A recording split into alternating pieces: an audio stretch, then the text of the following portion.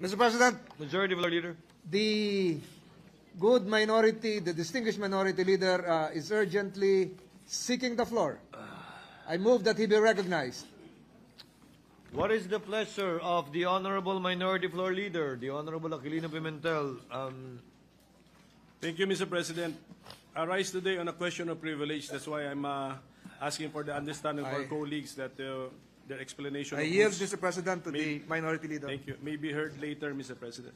Under Section The 107, gentleman may proceed. under Section 107 of the Rules of the Senate.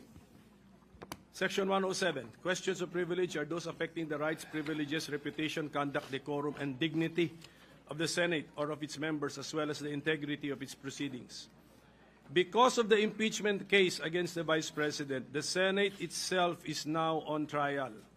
The reputation and dignity of this institution we hold so dear, painstakingly built up by the many senators who have served before us, together with our own efforts, are now being attacked online and in the real world out there. Outside our own gates this morning, there was a demonstration involving a substantial number of our constituents.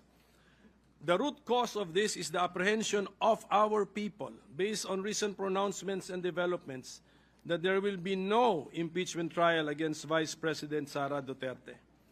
Respected academic institutions and other organizations have spoken with one voice. We call on the Senate of the Philippines to comply with its constitutional duty to forthwith proceed with the impeachment trial of Vice President Sara Z. Duterte.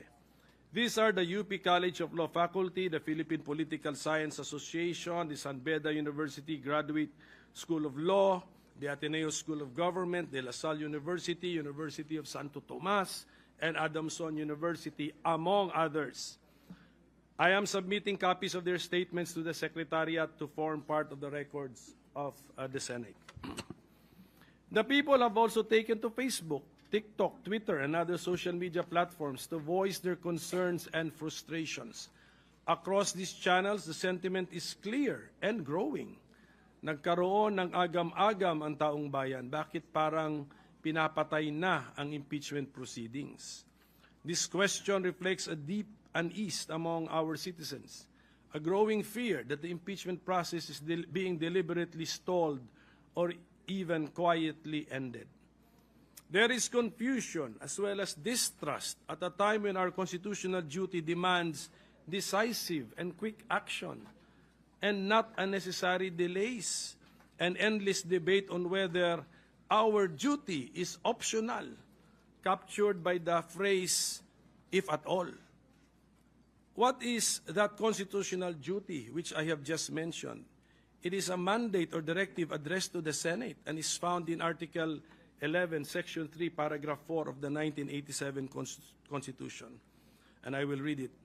In case the verified complaint or resolution of impeachment is filed by at least one-third of all the members of the House of Representatives, the same shall constitute the articles of impeachment, and trial by the Senate shall forthwith proceed.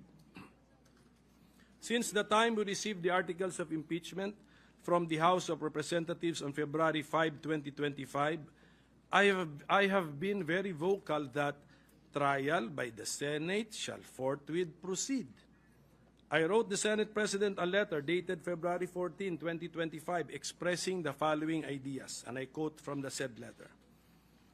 According to the Merriam-Webster Online Dictionary, forthwith means without any delay or without interval of time. Its synonyms include immediately, instantaneously, instantly, presently, promptly, right away, right now, straight off, and straight away, among others.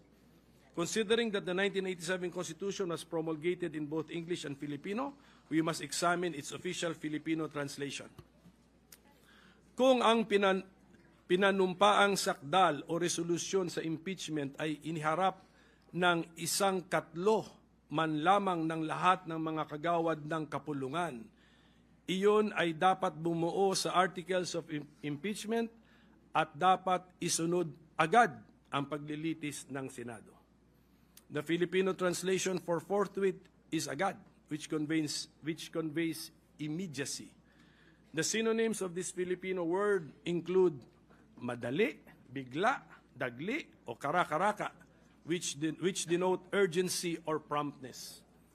The above elaboration affirms that it is the Senate's duty to act on the impeachment case of Vice President Sara Duterte without any delay or without interval of time. I repeat that this is the Senate's duty. I am submitting a copy of my letter dated February 14, 2025 to the Senate Secretariat to form part of the records of the Senate.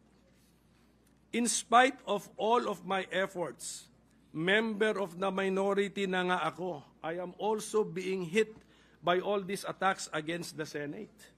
How much more kayo pong nasa majority? We should all be concerned about what is happening. One writer wrote, all of the country's senators, yes, all of them, as embodiments of the Senate, are failing the Filipino people. Hence, I have every right to stand up to express my question of privilege as I worry about our beloved institution's reputation, integrity, dignity, and even our place in Philippine history. It is now June 9, 2025, or more than 4 months since the filing of the articles of impeachment, and the Senate has not yet started the trial. Tama lang po na mainip ang taong bayan kung kailan ba natin gagampanan ang constitutional duty natin. Indeed, there is a reason for the no trial fears of our countrymen.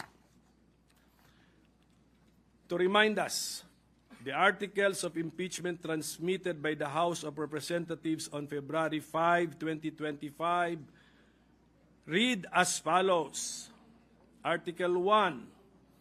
Respondent betrayed the public trust, committed culpable violations of the Constitution, and or committed high crimes in contracting an assassin and plotting to murder or assassinate the incumbent president, the First Lady, and Speaker of the House of Representatives, as publicly admitted by her in a live broadcast. Article 2. Respondent betrayed the public trust and or committed graft and corruption in her misuse and malversation of confidential funds appropriated to the office of the Vice President, open and close parenthesis, OVP, and the Department of Education, open and close parenthesis, DepEd.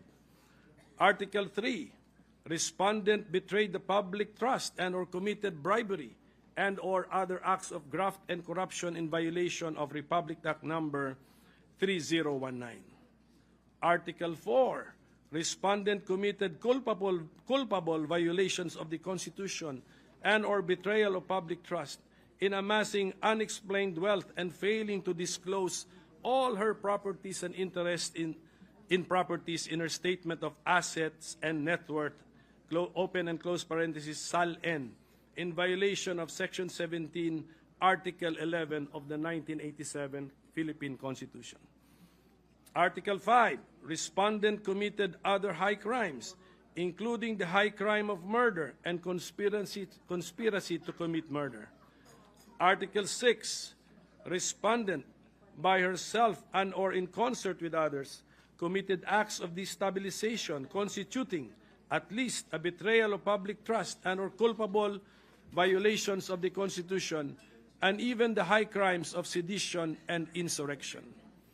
Article 7, the totality of respondents' conduct as Vice President, including her commission of the foregoing acts, clearly display conduct constituting a betrayal of public trust, culpable violations of the 1987 Constitution, and graft and corruption. These allegations are serious. They demand nothing less than a prompt and faithful discharge of our constitutional duties. Actually, all matters of impeachment are serious and important. Just look at the grounds provided by the Constitution. Culpable violation of the Constitution, treason, bribery, graft and corruption, other high crimes, and betrayal of public trust.